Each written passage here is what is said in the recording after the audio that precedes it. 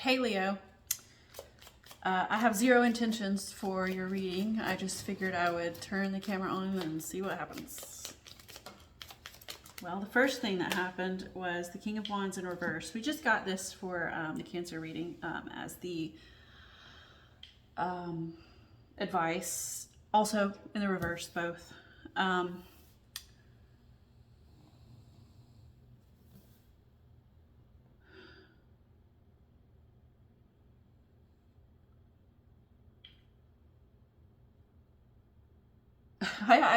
I'm just sitting here because I feel like it's a call to sit back and gosh, I don't want to say it like this because I don't know what your surrounding cards are going to be, but I almost want to say like sit back and watch it burn because look at the card. All right, so he's got this torch here, a wand, but it's a torch, and I think it's meant to be what he's passionate about. First off, let me apologize for the dog snoring in the background. I cannot control his snores. But so it's like supposed to be his passion and his drive and what he's putting out into the world, but it's in the reverse. And so again, like the thought that I had when I saw this, which I was trying to rephrase or dampen, was sit back and watch it burn, which is funny that I just used the word dampen because isn't that how he would maybe put these fires out? Like, I think that's his job. Now, that's a king's job, right? Is to put out fires. But as the King of Wands, it's almost the opposite. It's like to let the fire spread, right? Let the passion expand and reach as distant as possible. So I wonder if that's where this is heading, is to let the fires burn. It doesn't feel like let everything burn down so much as just let the passion burn, let the fires burn. Don't manipulate the fires. Don't manage the fires. Oh, that is so funny because we got the Magician next, and he is the master manipulator. He manipulates reality, right? That's what magicians do. They take their tools, their whatever is in their toolkit, their skills, their abilities, etc., and they manipulate reality. They create by manipulating reality. And when I say manipulate, I'm not saying I'm not using the term in a negative light. I just mean that kind of like alchemy, right? We when we're in magician mode, we create, we change things, earth, air, fire, water, and we turn them into something new. And so we have these two together. And so I want to say, gosh, it just seems like because the King of Wands was in the reverse and it's your first card. I'm inclined to say that that's the energy you're currently in. You're currently letting the fire burn. You're letting it expand and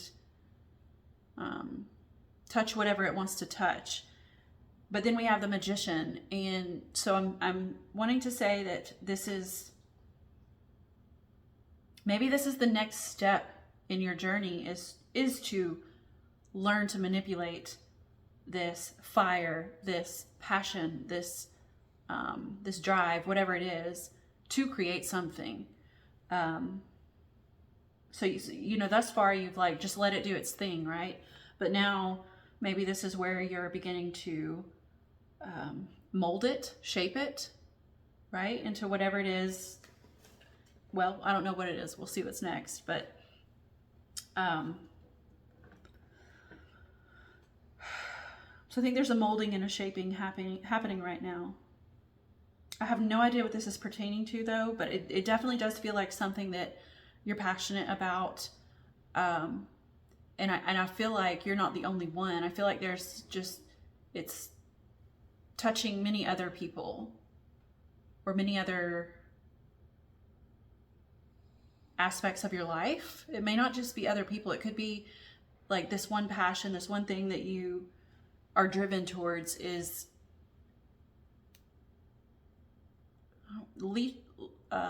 leaking is not the right word because it's not water. So I don't really want to use a term that's pushes us in that direction. So it's licking. Is that like a word for fire? Right? I mean, that sounds dirty, and that's not really where I'm going with this. Although wands do imply that. That's not what I'm trying to say. So anyways, this energy though is expanding. Okay, we'll just call it expanding into either other aspects of your life or into other people's lives. And then again, like the magician, this is where you're manipulating that energy and creating something with it. And then you have the Two of Pentacles. This tells me that you're creating with someone, okay? Or not necessarily with someone. Again, this could be another aspect of you. This could be, if we're thinking spirituality-wise, this could be, you know, one of your guides or angels, or however you look at spirituality. This could be just you. And so sometimes when I look at other aspects of me, oftentimes I'm thinking of the different zodiac signs that are in my chart, and not necessarily just my chart. We're all made up of all of the constellations, right? We are all stardust. And so oftentimes when I think of working with myself, like my higher self, or yeah, let's call it the higher self. Oftentimes when I use that phrase internally, I'm thinking of working with the different energies of the different zodiac signs. So, or trying to integrate them into my own life. Now, if that's not what it is, then this is you working with another human being to create something. This is a, it's not the collaboration card, but it is a partnership card. So, but in, you know, I guess it sort of is collaboration, because in a partnership, it takes two to tango, right? So this is you working with someone else to achieve, you know, maybe a shared goal.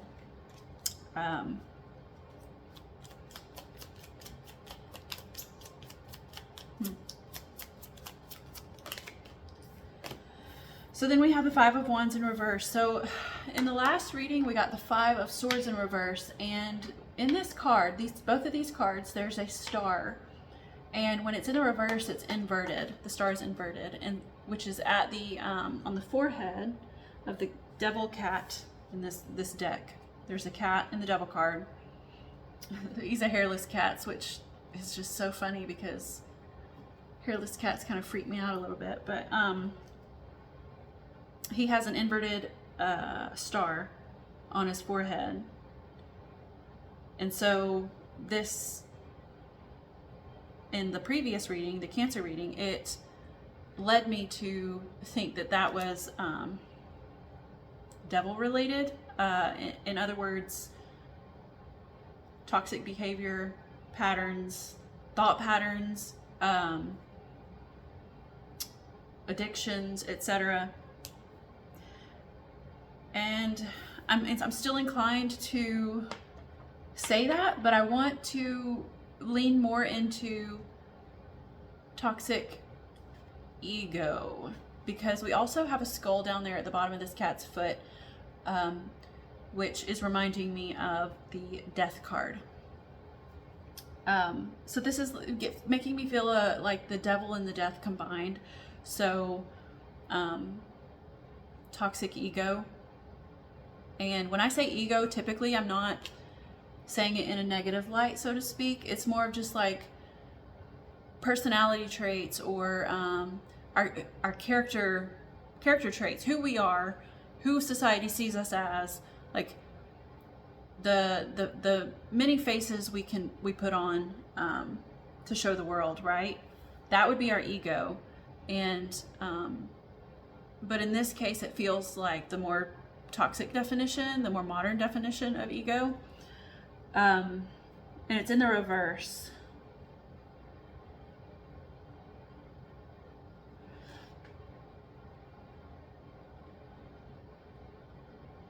I want to say that though, that this is, whatever this is that you're working on with another person, with another soul, is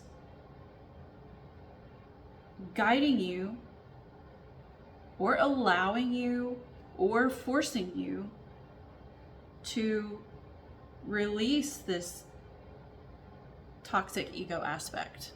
Like, and what I'm trying to allude to here with the toxic ego is like the whole better than you sort of thing. And I'm not suggesting that that's how you view other people or view yourself, but let me try to think of an example of my own.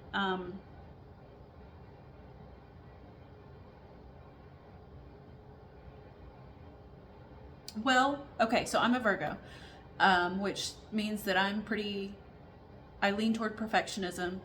I know not all Virgos do, but I do. I tend to lean toward perfectionism. And this is just my most current example, but it's very profound to me. It's very prominent in my mind because it's happening right now as we speak.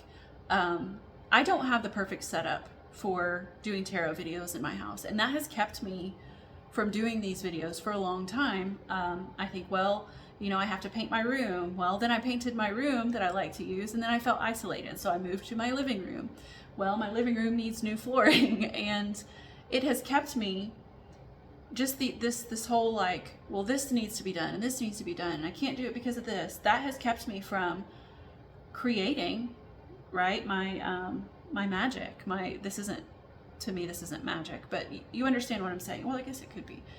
You understand what I'm saying, though. It's kept me from being in magician mode to that creation, to expand to all of you, because my ego has gotten in the way, and that has been very toxic. It has kept me from doing what I love. I love doing this. It brings me great joy, and I want to share that joy with the rest of you.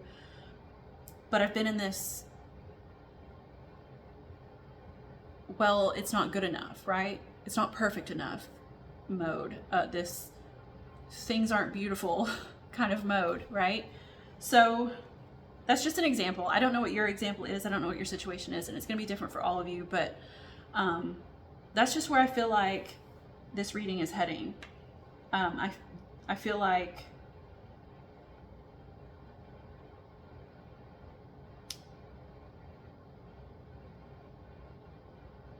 and see, that's another thing. So what I just said was about the Two of Pentacles. Let me show you again.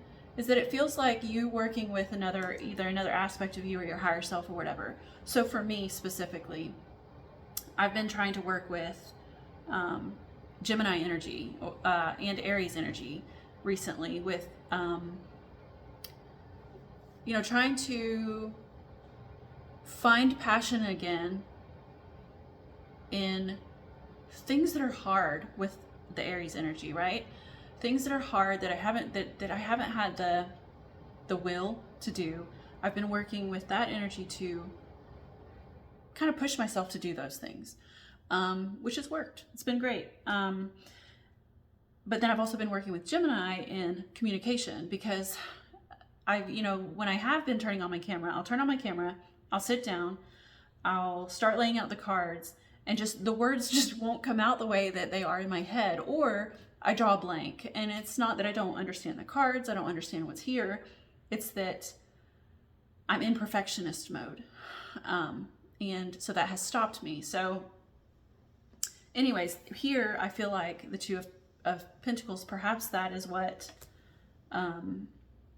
that's where you are, that's what you're doing, whether it's working with, again, angels, spirit guides, the zodiac, whatever it is. Maybe it's just your internal voice that you're not fighting, you're not pushing up against, you're not butting heads with anymore.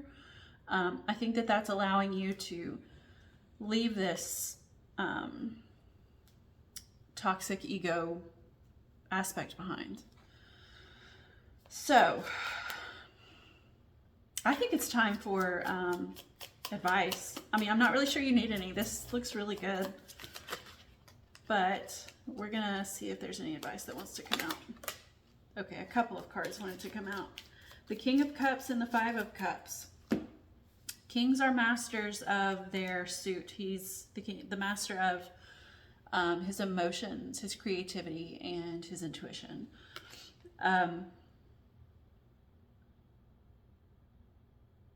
He's the master of love, and I sort of feel like we had the King of Wands in the beginning, right? And this energy that you're sharing with the world, that you're putting out and letting it spread. I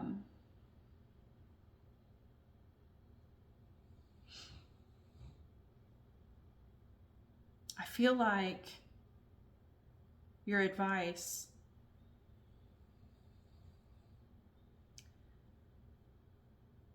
is to bring love into it. I mean,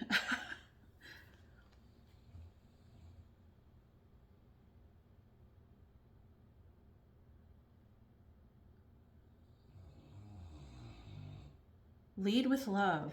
Lead with love. So our kings are leaders, obviously. And this one specifically leads with his emotions. He, again, leads with his creativity and his intuition, but I'm not feeling creativity and intuition here.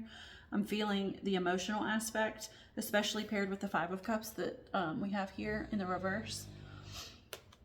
I feel like it's lead with love, because the Five of Cups in the upright is, so this cat here is knocking these cups over, and maybe it's implying that we have the power. We have power over our emotions. It's what we do with it that matters. Like if you don't nurture your emotions or whatever, then you're left with these three cups, these three emotions down, and then these two behind you that are still standing. It's hard to even notice them. It's hard to even focus on them or pay attention to them, because you're so focused on the ones that you have let go by the wayside. You've let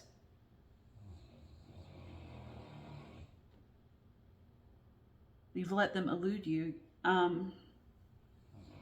And so combined, because it's in the reverse. Sorry, there's a cardinal outside my window. Because it's in the reverse, I think that you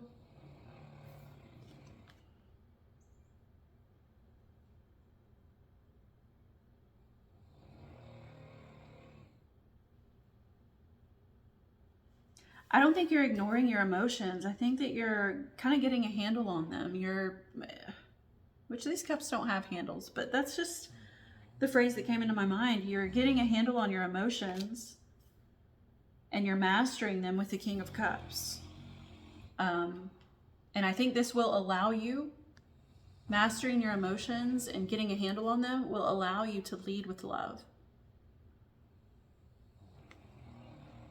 So I believe the advice here is to focus on mastering your emotions, getting them under control, getting a handle on them.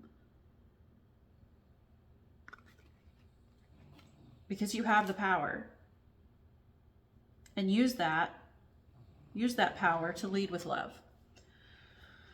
So I'm going to get one more card to wrap this all up. This is from my Between Worlds Oracle deck. I like it because it's short and sweet, and it tends to tie these cards all in together. You got the Architect. So the Architect is giving me the Magician, okay? I can't remember all of these descriptions, but it's kind of what it feels like to me. Oh, it's Libra. Oh, you're Leo.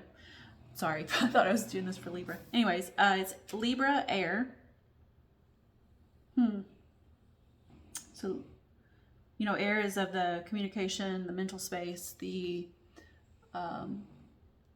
inward focus, the truth. So it says, calm and focused. Let me show you the picture. I apologize. Calm and focused, the Architect holds ground in a changing world. Oh, that sounds like the King of Wands too, right? So fire brings change. You know, it burns things down and nourishes the earth in order for creation to take place. And then, of course, the magician creates. Calm and focused, the architect holds ground in a changing world. They offer form, structure, and a plan of action. They are a reliable figure, often finding themselves in positions of leadership. Yes! You've got two leaders here, plus the magician, who is, you know, he's a leader too. Though sometimes rigid in their approach, the architect will always look at all sides of a situation before planning a route. In social movements, they may not be seen on the front lines, but behind the scenes, they support in organizing and focusing the collective vision.